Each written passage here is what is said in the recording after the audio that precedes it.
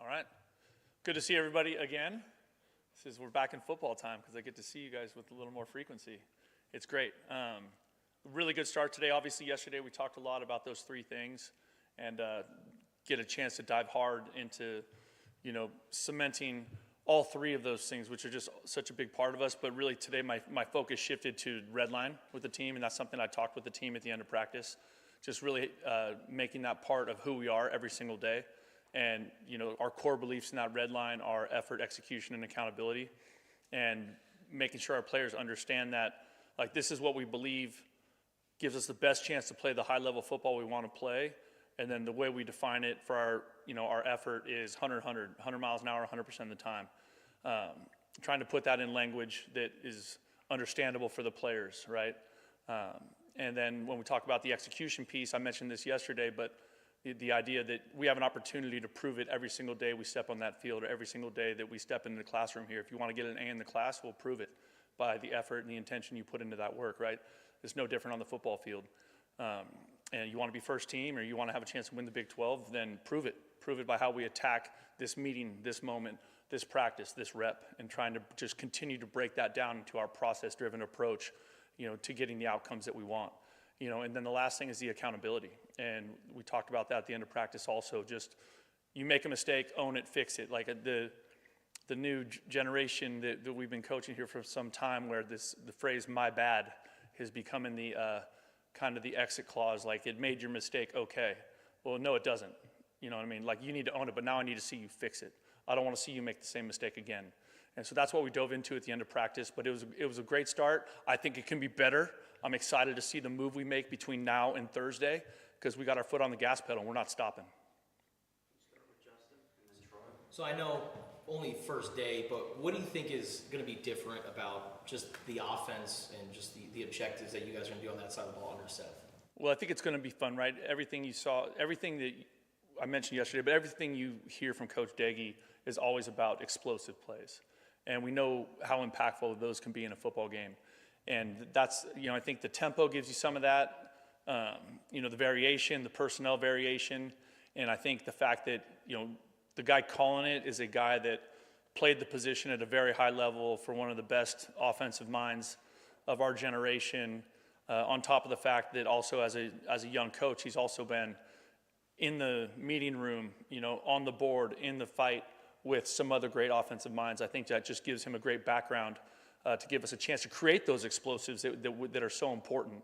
And I think if the players get more comfortable with the scheme, that's part of that accountability. That's part of that execution that I talked about, right? Like, you're accountable for what you know, and what you know is going to give you a better chance to execute or to prove it, right? And so I'm excited about Coach Daggy. It's going to be a lot of fun.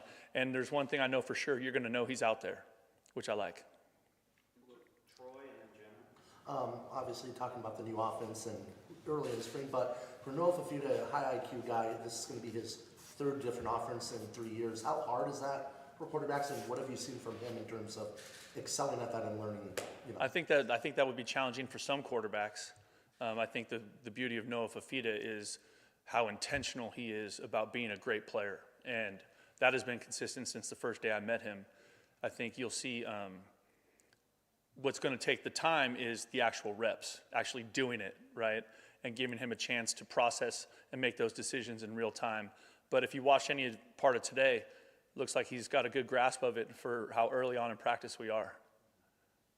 Jenna in the back, and then I know it's early, but was there a specific group or player who kind of caught your eye today, someone who maybe stood out today?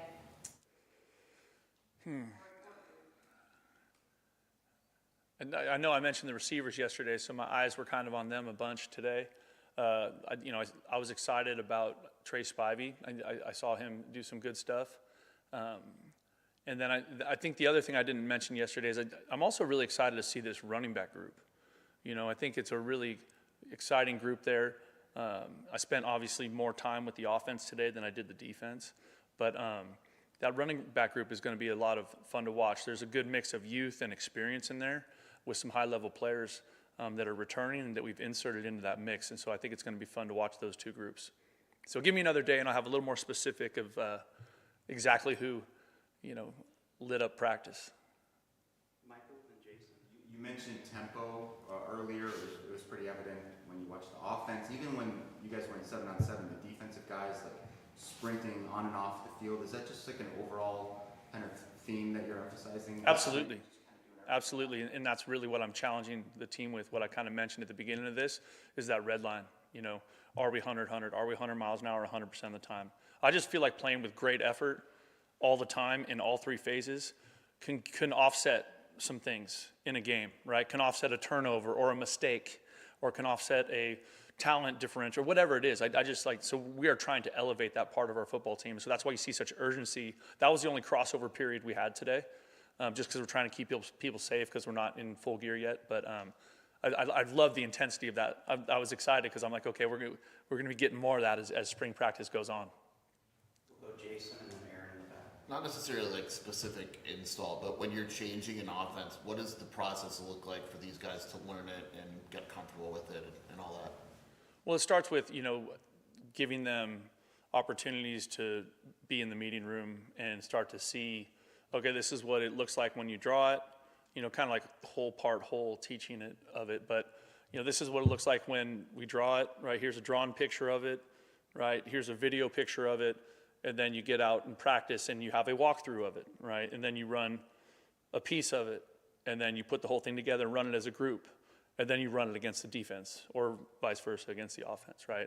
So it's like trying to break it down into small pieces so that we can accelerate the learning curve and then put those pieces together in a progression that gives us a chance to execute with consistency. Aaron and then Justin. In this time when you guys are kind of transitioning, getting back into the groove, out of the returning players like Noah, is there anything that they've said or done that's kind of surprised you maybe?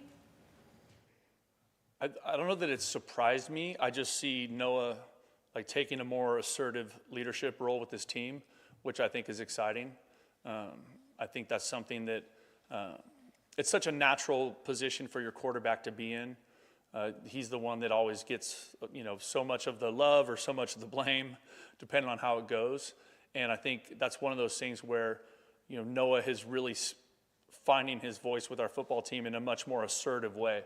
And so I don't think it's necessarily a surprise. It's something I'm excited about.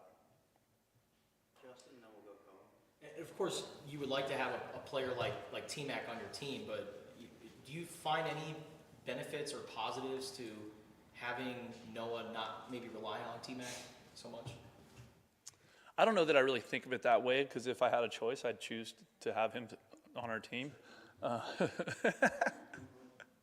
So is like a bunch of NFL teams in the next like month, they're going to make that same decision. But I don't think so.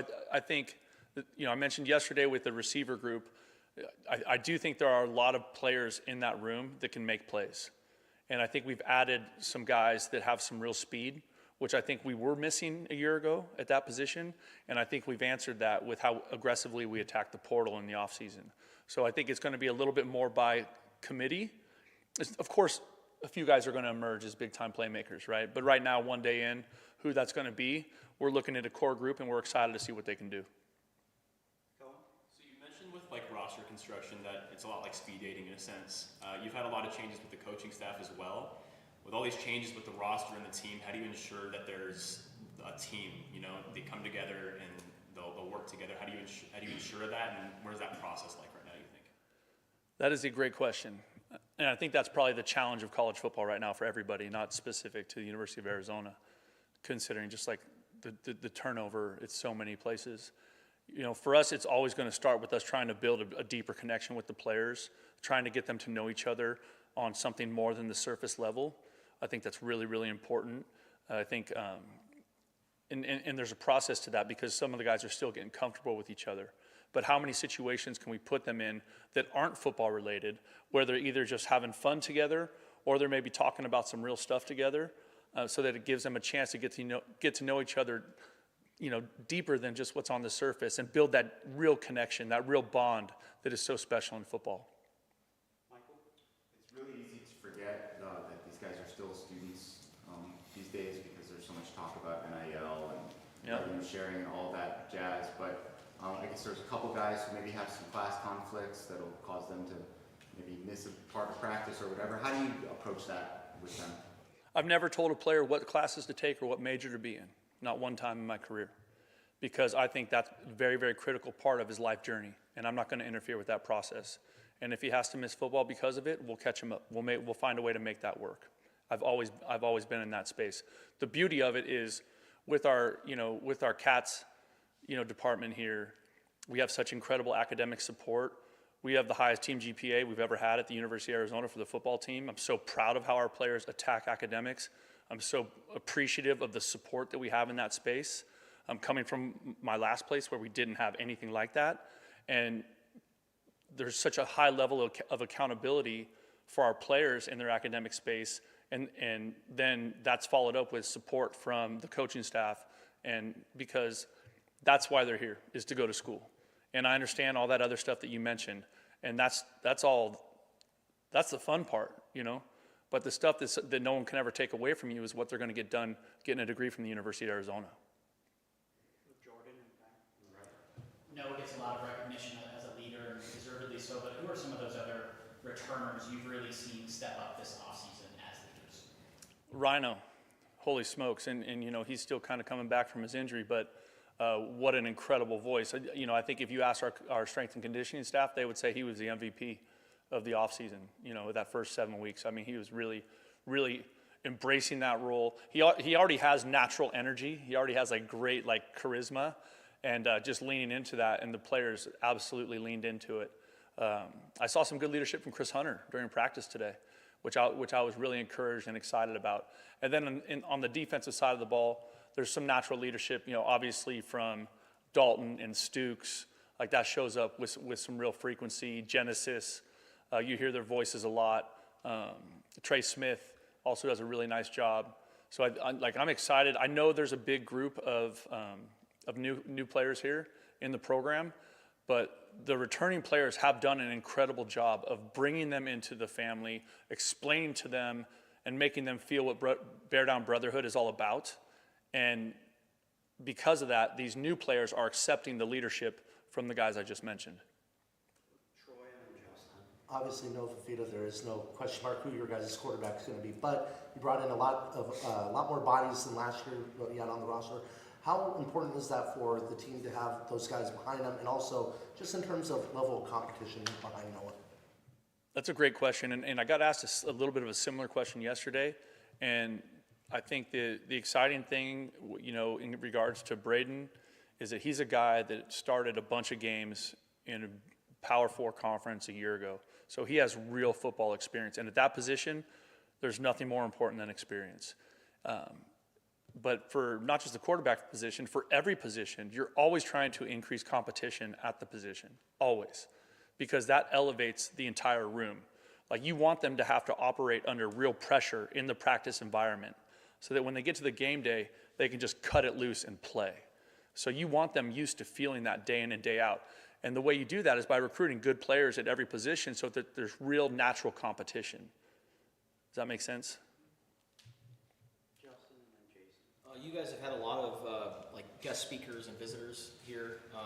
What can you say just about getting guys like Lance Briggs to come back, and also some of the non-football people that are coming in and inspiring your players? Yeah, I think anytime we can get a football alum who's done an incredible job professionally, and I'm not even talking about NFL, I'm talking about just building an adult life, to get in front of our players and educate them on what opportunities are available to them in the big world. I think we're incredibly fortunate with Tobruk Blaine and the Beyond Football program, and the programming she consistently provides our players, the mentorship she provides them in their life beyond football, whether that's Genesis starting his nonprofit, right, or internships that several of our players are involved in, or going to be involved in, through the rest of summer.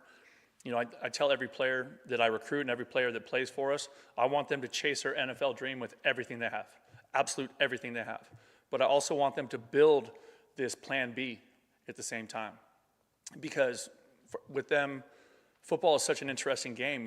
If you're lucky and you play for 6 years, you're 3 times the average career length of an NFL football player, right? So say you're lucky and you play 6-8 years. Okay, so now you're 28, 30 years old. What are you going to do for the next 50 years of your life? How are you going to find fulfillment? How are you going to contribute to society? How are you going to raise a family? So that's really that's a core part of our program, is beyond football. And so those speakers are all super impactful, whether they come from, because we're not just educating them on job stuff, right? There's also a financial literacy component, right? So we're like the players that do have some wherewithal because of the way of college football is now. We want to make sure that they're being smart with that and understanding how to take advantage of what the opportunity they've been given in regards to playing college football right now. So that's a huge part of us, and it's a really important part. Jason, and then our last question, Michael. What's the plan for center throughout camp? We saw a few guys take reps there today, and just how are you approaching that position? With a few guys taking reps today.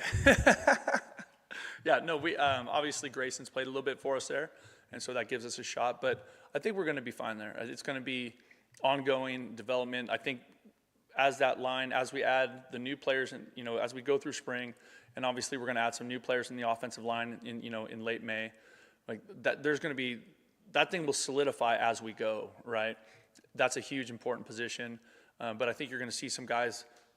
Coach Oglesby try some guys at some different spots that we think, might have a chance to be a great player there. And obviously it's a huge piece of it just because we had such a solid, good football player there for the last few years in Bake, right? Last question, Michael. You alluded to this a little bit yesterday about having a full-time special teams coach as opposed to it sort of being a side gig for someone who maybe doesn't really even want to do it. But when we also saw Coach Nybar, if I'm saying that right, Yep. doing some interesting looking drills out there. It seems like he's got a really big personality. What do you think he's going to bring to the organization? I think we're all excited about Coach Nybar. He has incredible energy. His meetings are just having had that experience of having that job. It's a challenging job because you're dealing with the whole team. You're the only coach on the staff besides the head coach that talks to the whole team, and he just has incredible command of what he is teaching and total confidence and belief in what he's teaching, and he's a fantastic teacher, right? Everything is very clear. Everything is very well explained. There's, everybody knows exactly where they're supposed to be and the details of their assignment, and the energy and that consistent intention and clarity that he brings to coaching all that stuff, because it is complicated. Those are the only plays in the game where you're either attacking or defending the entire football field, width and length. You know what I mean? Like you can say that on offense and defense, but it doesn't work out that way. There's so much space in those games or in those plays and games. So I'm excited about Coach Nybar. Our players are. First meeting with him, they're like, okay, here we go. It was a lot of fun. All right, that's our time. All right, thank you all. Bear down.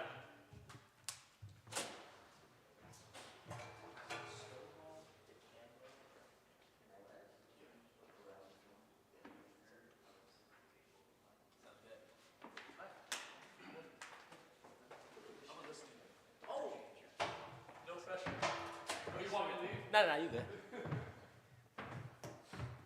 Fifita joining us today. I'll wait till they give me the Just nice to see you guys. Okay, we'll start with Justin. How did it feel to be back out there today? And what do you think just about the team right now? Yes, sir. I feel great. Obviously, great being back on the field. It's been a while, so extremely blessed and extremely happy to be back on the field with the guys. And then it just felt different. And obviously, we have a lot to prove that it is different. But I'll tell you, from within, it feels a lot different. From the energy to the vibe and just the people around. So really excited. What prompted the number change? I just wanted to be like Bobby Wade. That's really what it was. And then also, just going back to my roots, I kind of wanted to do it last year, and then just kind of felt like it wasn't the right time. And then now that we're able to do it, I was extremely excited to kind of go back to the number I was back in high school and the number I was growing up. We'll go to Jenna Fake in the back. Two questions. First spring without T-Mac, out there on the field with you, how did that feel? It felt different. It's I got a throw to him yesterday, as a lot of you guys know. So he sent me a little text this morning. It felt great to be back on the field with him. So that'll always be my brother and my best friend. So definitely miss him out on the field. But I'm happy to see him doing bigger and better things. And then just following up with that, a lot of new faces out at the wide receiver position. How do you feel like you've been, gelling with them? Anyone who kind of stands out in that group that you find could really take the next step in spring camp? Yeah, I think as a group, I think, man, they did such a great job recruiting, and you give a lot of credit to Coach B, Coach Deggy, and Coach Bobby, because the pieces that we brought in, they're outstanding, and they've shown that all winter in the winter runs and workouts, and then throughout our PRPs and all of our individual throwing sessions, they look great. So obviously, we have a long road to get to where we want to be, but we definitely have the pieces in place to do everything we want to do. And I mean, you just go down the list with the guys that we brought in and with the guys that we kept. We have somebody that could do everything, and I'm extremely excited. This season's going to be the third different offense for you with 3 different offense coordinators. That's a lot for any player, but especially the quarterback. How have you gone through that process, and what is that like in learning a new playbook for the third year in a row? Yeah, I'm not too worried about the past, really. Past successes and past failures for me. Be where your feet are is a big quote I live by. So just trying to dive into this new offense, trying to meet with Coach Deggy as much as possible. We probably spent hours upon hours throughout the winter and these past couple of weeks just trying to learn this offense. And let me tell you, it's a great offense. It's a great scheme. So extremely just fortunate to have him here. He's great. Fantastic coach, even better person, and that sounds cliche, but it's true when it comes to Coach Deggy, and we're excited to have him lead us this year. Jason and Aaron. Kind of similar to what Troy was asking. In terms of verbiage, is a lot of this stuff the same with every coach at this point, or is it different than what you're used to? Yeah, I think the scheme, just kind of the format is different this year. Not a lot of no huddle. I'm not exactly used to that, but Coach Deggy obviously knows exactly what he's doing. He's had success everywhere he's been, and up to this point, it's been really good. So just continuing to work, continuing to do everything we got to do off the field to have it translate onto the field. Coach Brennan mentioned that he's really excited about you taking on a larger leadership role with this team. What would you say the big differences are in your mannerisms and how you're talking to your teammates in comparison to last season? Yeah, I think Coach B's been doing it, but he's harped on it even more this year, along with Coach Carroll and Coach Deggy, but just encouraging me to be more vocal. And to be honest, that's been the message I've been hearing my entire life. So just kind of trying to get out of that shell a little bit, and I'm trying to move towards a more individual role where encouraging and helping others one-on-one. And then as I continue to progress, try to bring it to a larger role. But they've thrown me into a lot of the spotlight, putting me up in front of the team, huddles and things like that. So like I said, we have some incredible coaches in terms of football, but they're great developers of men as well. Couple questions for you. First of all, yesterday, throwing with T-Mac, did you guys practice your routine that you were going to do, and just how would you describe like the overall experience of participating in that? Yes, I spent spring break at home in Cali, and he was out here in Phoenix, so we were honestly going to go wing it and just go throw on Monday in front of all the coaches, but I ended up coming back early on Sunday, and we threw Sunday before our team meeting, and then threw again on Monday, obviously, in front of the coaches. But it was just such a blessing to be back on the field with him. It just kind of made you forget just how good he really is. Such a special player. His ball skills, you could just go on and on about what his capabilities are, and then the type of person he is as well. So he never shies away from any of the pressure, never shies away from the moment. Even with more than half the league there, he was still the same character he was, laughing, joking around. So I'm excited to see him as what his future holds. Seems like people on social media are referring to him as Tet. Now, have you ever called him Tet? No, sir. I didn't hear that until the media started calling him that. So I'm not too sure where that started. Have you ever heard anyone call him that before? No, sir. I've never heard that one before.